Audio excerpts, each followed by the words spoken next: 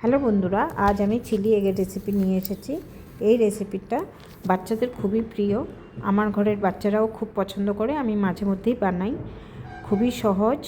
আর এই রেসিপিটা ভাত, রুটি, পরোটা, ফ্রাইড রাইস সবার সাথে বেশ মানায়, খেতে খুবই ভালো লাগে। আমার ঘরে কতগুলো ডিম ছিল, আমি সবগুলো ডিমকে একটা পাত্রে ফাটিয়ে নিয়েছি। 2 চামচ কর্নফ্লোর, অল্প পেপার পাউডার, সামান্য নুন দিয়ে খুব ভালো মতো আমি সবগুলোকে মিক্স করে নেব।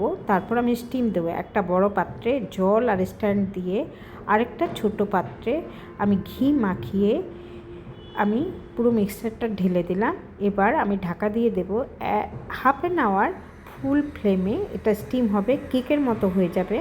তারপর ঠান্ডা হলে আমি মন মতো পিস করব, যেমন আমার প্রয়োজন অমনি পিস করব।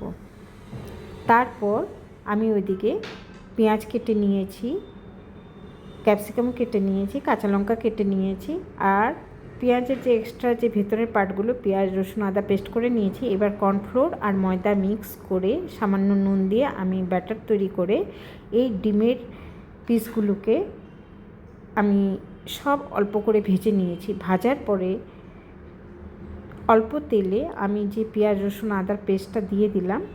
এবার সামান্য নুন দেব।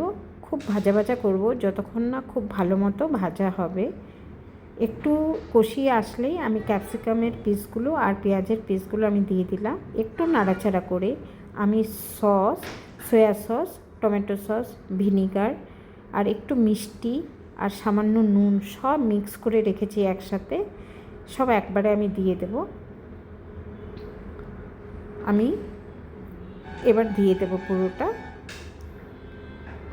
আমি যে ব্যাটারটা তৈরি করেছিলাম, আমি ডিমগুলো ব্যাটারে ডিপ করে ভেজেছিলাম, সামান্য ব্যাটার বেঁচে গেছিলো, আমাকে তো কর্নফ্লোর একটু গুলে দিতেই হতো। সেই ব্যাটারেই আমি জল ঢেলে দিলাম, আর সসের বাটিতেও একটু জল ঢেলে এই জলগুলোই আমি সেই গ্রেভির জন্য ইউজ করব। কেন, কর্নফ্লোর তো প্রয়োজন হতোই, কর্নফ্লোর অনেকটা বেঁচে গেছিলো।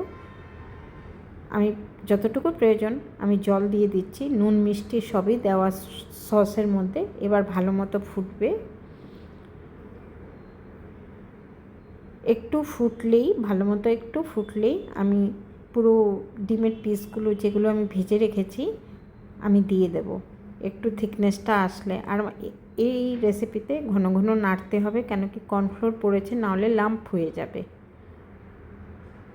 এবার আমি অল্প অল্প করে পুরো আমি ডিমের পিসগুলো দিয়ে দিচ্ছি, নাড়াচাড়া করে নিয়েছি। কেমন লাগলো আমার রেসিপিটা বন্ধুরা নিশ্চয়ই জানাবে, আর বাড়িতে একবার বানিয়ে নিশ্চয়ই খাবে। কেমন লাগলো সেটা তবেই বুঝতে পারবে যখন নিজে বানিয়ে খাবে।